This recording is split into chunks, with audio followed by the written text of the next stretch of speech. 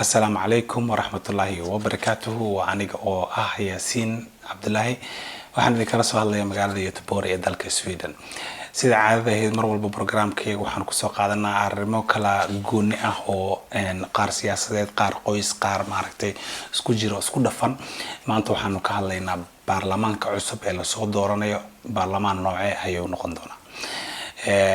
baarlamaanka la soo dooranayo waxa lagu noqday sidaan ognahay 4.5 qabiiladii waaweynaa iyo kii halfka ahaa arrimahaas marka laanu ka wada hadli doonaa laakiin iminka waxa loo baahan yahay kuwa la soo dooranay maxay noqonayaan adigu reerkaaga qabiilkaaga ehelkaaga maxay ku dalbeen maxay ku dooreen mase ku kalsoon tahay waxa ninka isimka ah uu doorayo inay yihiin kuwii runta ahaa oo ka jawaabi lahaa hadda waxaan jeclahay inaan halkan kaaga soo jeediyo qofka doonto oo qabiilka doonto ka soo jeed degmada doonto joog waxaan waa arin dhamaantayadana wada quseynaya oo qof iyo shakhsi toona aanan quseynin haddaba baarlamaanadii hore xildhibaanadii hore oo baarlamaanadii hore joogay maxay qabteen sida aan ognahay baarlamaanadii hore waxay ahayd dad ganacsi u soo galay mushahar qaata waliba mooshinada ay keenayaan in ay tahay mid ay ku ganacsadaan oo qofka uu maaragtay ka adag yahay oo ka lacag bato waxaan uga baahanahay qof kasta oo xildhibaan inoo noqda inuu ka shaqeeyo maadaama xildhibaanku uu yahay qof sharci dejiye ah sida hadda ay ku soo qortaan qof walba wuxuu ku leeyahay waxaan ka shaqeynayaa cadaaladda waxaan ka shaqeynayaa kan waxaas waa been waa fadlan ku shuba weey haddaad beentaas adigu isticmaashid ama aad qaadatidna waa adiga iyo yeelka xildhibaan meel fadhiyo wasiirka cadaaladda ma aha wax cadaalad uu ka shaqeyn kara male amni baan ka shaqeynayaa wasiirka amniga iyo wuxuu noqday hay'adihii sirdoonka iyo kuwii fulinta macnaha waad garan kartaa waxa meesha lagu soo qoranaya inay iska tahay uun war iska faafay qofka madaxweynaha ah oo musharaxa ah hadhaho waxa si tiban qabanaya laakiin xildhibaan waxa ma qaban karo walaalayaal adinkuna waad ogtihiin anaguna waan ogahay dadka intooda aqliga lehna way ogyihiin meeshaas baad ka garan kartaa qofkaas xildhibaanka isku soo sheegaya ku dhahaya cadaalad baan ka shaqeynayaa iyo amni inuusan xildhibaan ku noqon karin because sababta uu meesha u tagayo iyo meesha uu joogo sababta uu tagayo ma yaqaano kama dhaadhacsana marka wax aanan meesha oo limbu raba inuu ku dhaho adigu ka dhaadhiciyo in uu ka shaqeyn doono waana been waxba kama jiraan waxaan u baahanahay in aynu wax badan ka hadalno xuquuqda dadka bini'aadanka ah iyo xuquuqda duurjoogta iyo xayawaanka xuquuqda dadka bini'aadanka waan ku dheeraan doonaa laakiin inta ugu gaaban xuquuqda xoolaha aan ku sheegayo ayaa waxay ka mid tahay waxa jira xoolo fara badan oo u baahan in sharciyo laga soo saaro oo xoolaha dadka xoolaha abuse ku sameeya ama dila ama ma garanaysa jirdilka ku sameeya dadka xoolaha dayaca iyadoo laftoodu waa dayacaad kaga timid yani waxaan waa wax yani annaga nalagu itixaamayo haddaynan lahayn shuruuc qaas ah oo meel yani inoo kala go'an oo cadaan iyo madow ah dee lagu kala bixi maayo waxay noqonaysaa xaakimka meesha loo geeyo sidii iskiisa maskaxdiisa uu ka maago ama uu gartaas ku gooyo laakiin taas waa laga fiican yahay dad wax qoraan nahay dad wax bartay baynu nahay dad muxuu ahaa horumar iyo dimuqraadiyad iyo hiigsi leh baynu nahay marka haddaanay waxba noo qornayn walaalayaal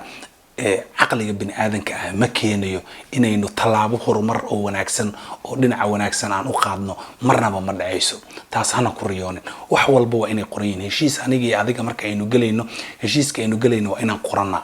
haddaan wax kaa qaato waxa aan kaa qaatay waa inay warqad ku cad yihiin ood beri dhihi kartaa wal alaabtan buu iga qaatay ninkan waxaan buu saxiixay markhaatigaas baana joogay saas baynu ku heshiinay waa lagu kala bixi karaa diiniyanna taas baa sax ah maaha wax jaabka anigu aan kala soo baxay iminkadan oo aan idinka raba inaan idinku guro ama idinka iibsho ma garata soo marka xooluhu iyo xayawaanku xoolaha ma aha xoolaha kaliya la dhaqdo kaliya maaha xoolaha aan ka hadlayo waxa weeye xataa xoolaha duurjoogta xataa waxa weeye xoolaha dabjoogta la yiraahdo bisadaha eeyda muxuu ahaa ariga magaalada lagu hayo inkastoo foolxumo ay tahay in magaalo gudaheed xoolo lagu dhaqdo ari iyo lo iyo geel intaba ay tahay haddana inta ay dawladdu ka xoogsanayso calaqal waa in shuruuc loo sameeyaa yani xadidaya in xoolahaas ama xayawaankaas ay gabood falal lagu sameeyo intaas markaan halka uga baxo xuquuqda xayawaanka iyo xoolaha waxa ayaamahan waayadii dambe soo batay kufsiga dumarka runtii dadku waxa ay yani isku boor qariyaan boorka ay ku qarsadaan diinta islaamka iyadoo la haysto ayaa haddana sharciyada macnaha diinta islaamka xataa laga soo qaatay baa inta la qurxiyo ba waxaana looga dhigi karaa isagoo dastuur ah oo isagii baa la isticmaali karaa runtii dalka Soomaaliya iyo diinta waa in la kala saaro yani dalka Soomaaliya waxaa leh dhammaan dadka Soomaaliyeed oo qabaa'ilada degan qabaa'iladooda oo Soomaaliyeed oo dhan baa kula leh waxayna lahaayeen xitaa inta diinta islaamku aanay imanin ka hor bay kula lahaayeen hadda hadalkayga si fiican u dhageyso maaha waxaan Yurub iyo aan ka keenay waxa weeye wax xaq ah fair ah oo adduunkuba ma aragtay iyo diinta islaamkuba ay la ogtahay ma garanaysaa waxa jiri karta inay kufsi ku kacaan ama ay sameeyaan dad aan xataa islaamba ahayn laakiin Soomaali ah oo diinta islaamka ba aanan aaminsanayn ama ka baxayba qofkaas ma dhihi kartid wadanka ma laha wadanka iyo diinta waa ina kala saartaa ma garanaysaa wadamadan hadda islaamka ah oo ay kamid yihiin Masar iyagoo wadanku intiisa badan oo islaam yahay haddana dad Kristaan oo gaal ah ba ku dhex degan marka lama dhihi karo dadkaasi waxa la idinku ciqaabaya ama la idinku fulinaya diinta islaamka ilaa ma ba aaminsana ma ba baran ma ba yaqaanaan diinta islaamka qofku waxaad ku sameyn kartaa marka uu og yahay oo falkaas asagoo og oo yaqaano oo bartay ula kac ula sameeyo markaas baad ku sameyn kartaa oo ku fulin kartaa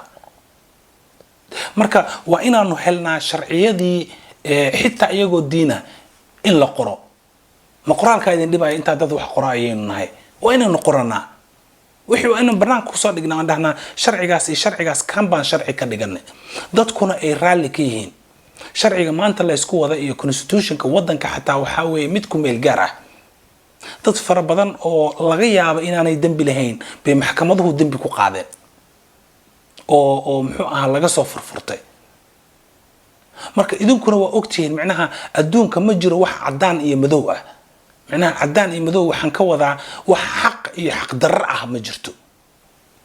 yani qofka xaqa ku taagan marmar buu xaq darro ku taagan yahay adiguna aad u haysataa inuu xaq ku taagan yahay marka maxaa idin kala saari kara marka sharci baa idin kala saari kara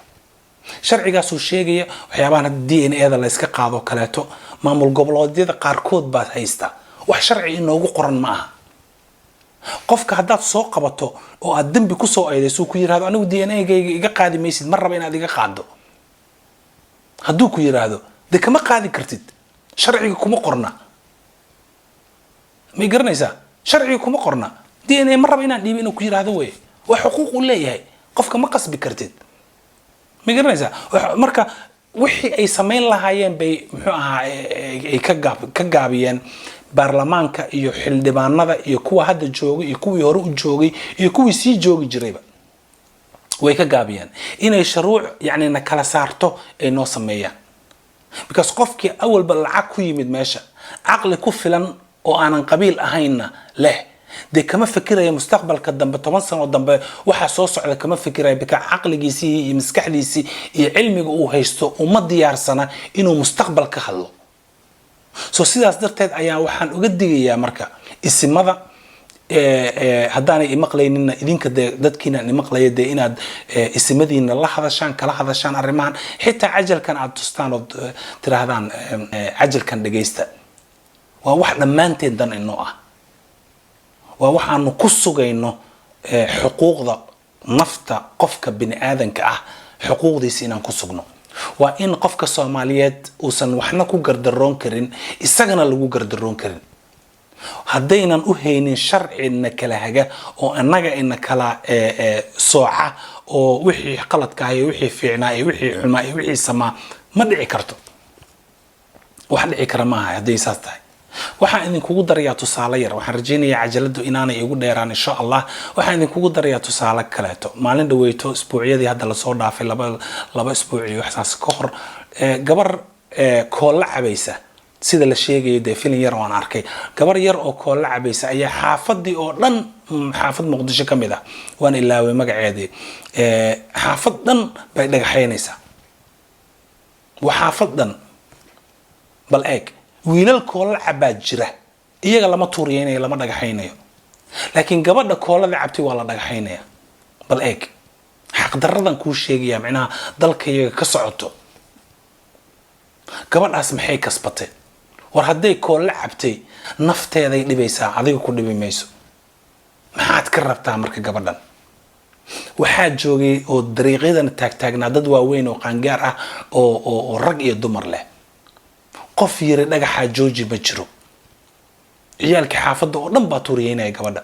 aad baan uga xumaaday macnaha waxa aan soo wadaa waxa ay tahay yani shacbigii baa waxay noqdeen booliiska iyaga noqday dambi baariska iyaga noqday xeer ilaaliyihii iyaga noqday xaakimkii iyaga noqday way xukumiyeen waliba dambigii bay ku fuliyeen oo ay gabadhaasi ku dhagaxiyeen because hadda irtaan sharci ma jiro ah qofka koolada haduu dhuuqo ama kooladaas uu cabo in xukun noocaas ah lagu sameeyo ma jiro sharci ah anigu gabadha ma aqaan heebteeda ma aqaan magaceeda ma aqaan laakiin waxaan u ogahay inay tahay muwaadinad Soomaaliyeed oo hoos joogta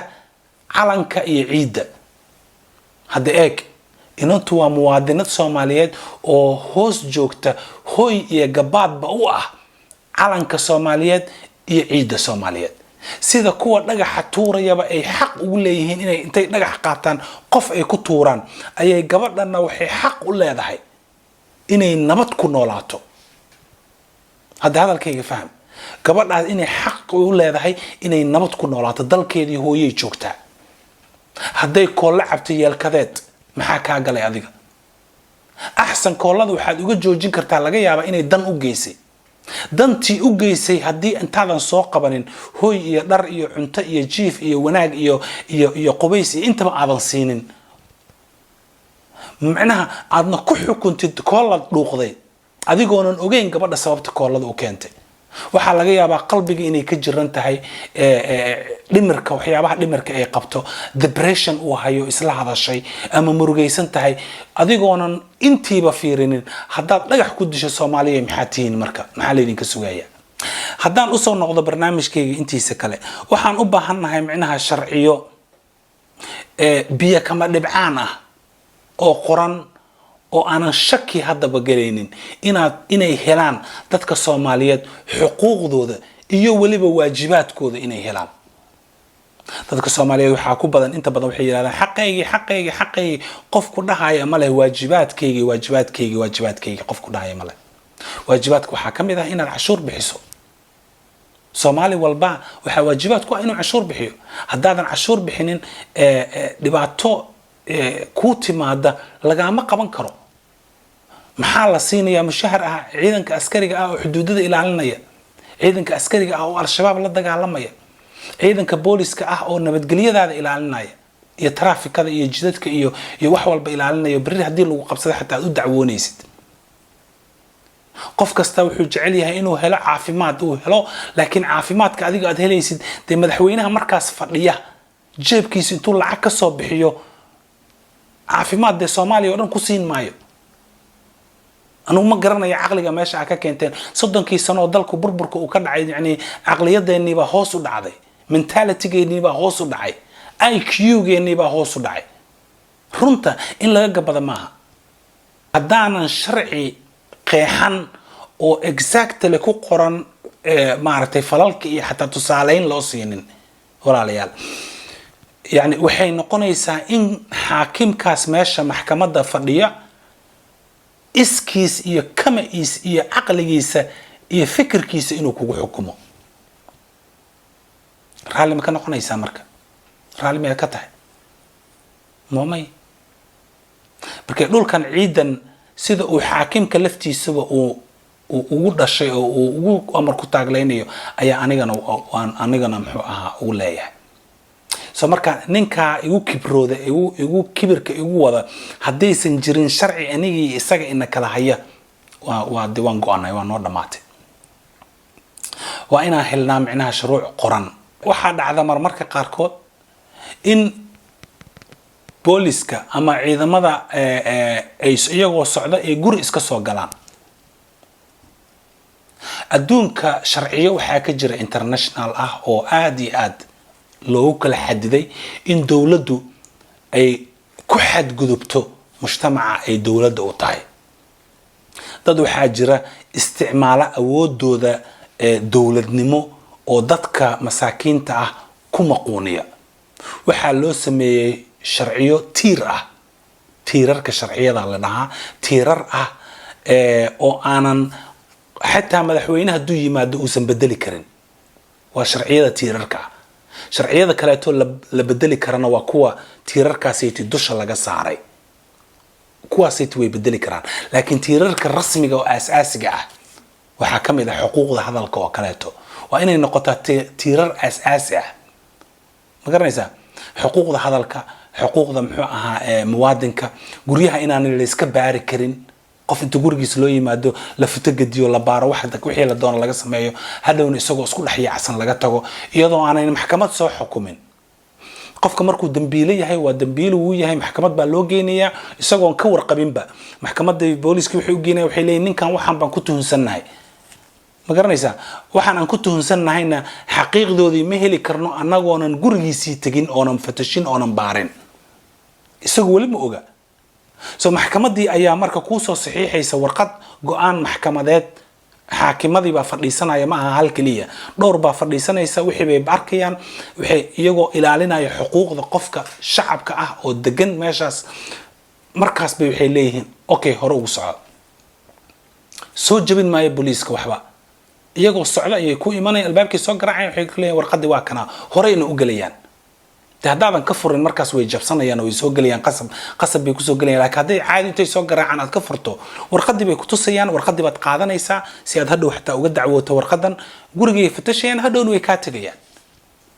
wixii de waa inay sharciga ku qornaadaan, waa inay qoraal leeyihiin, waa inay lambar leeyihiin, waa inay soo saaris leeyihiin. marka xildhibaanada cusub oo inoo imanaya waa in aanu ka helnaa in ay shuruuc cusub, shuruuc wanaagsan, shuruuc annaga iyo dawladda, shacbiga iyo dawladda kala ilaaliya oo aanan la isku dhicin inay sameeyaan. sidaas darteed ba waxaan leeyahay isimada wax dooranaysa, qabiilada ay ka imanayaan xildhibaanadan, qabiilka doonto ahow, maaha kayga kaliya uun. kuwiina yaqaan anigu ka hadli maayo kayga kaliya uun. kuwiina aan aqoonin waad garanaysaan qof si Soomaali u hadlaya baan ahay, haddaynan jirin kuwa munaafaqad wada. in aad isimadiinu u geysaan, la sheer garaysaan, laga yaabo inaad qolol leedihiin WhatsApp iyo waxaas aad la sheer garaysaan, si aan u helno dhowr nadiif ah oo wanaagsan oo caqligooda, cilmigooda iyo bani aadamnimadoodu ay nadiif tahay, inay intay noo yimaadaan laaluushka iyo corruption-kana intay iska daayaan. idinka isimada ahna aydan ku xirin kii lacag dhiiba un baa horumar galaya. ilaa ninka markuu lacag ku soo baxo dee lacag buu shaqaysanaya, lacag baa kaga baxday meesha, waliba lacagtiisii iyo faa'iido raadsanaya. so sidaas darteed ba waxaan idin leeyahay, haddii aad u naxaysaan dalkiina hooyo iyo dadkiina, waxaa inoo roon inaynu ka wada shaqeyno xildhibaanka soo baxaya oo qabiilkaaga ka imanaya in uu yahay xildhibaan nadiif ah oo edeb leh, dhaqan yaqaana, xeer yaqaana, oo cilmi ku filan na leh. waxaan u baahannahay 50 sano 100 sano oo soo socota ilmaha Soomaaliyeed ee dhalanaya xuquuqdoodu inay warqad ku caddahay oo ay biyo kama dhibcaan tahay. taas way waxaan u baahannahay. anigoonan hadalka idinku dheeraynin, waa anigii oo ah Yaasiin magaalada Göteborg ee dalka Sweden baan kala soo hadlaya. inta aanu barnaamij sidan oo kale ah aynu ku kulmayno, waxaan idinkaga tagayaa walaalayaal warsan iyo weersan. codsiga ku xigana waxa uu yahay inaydan ilaawin inaad la wadaagtaan xisaabtiina si aan ummad saliim ah oo dhinac walbaba ka dhisan aynu u helno. waad mahadsantihiin.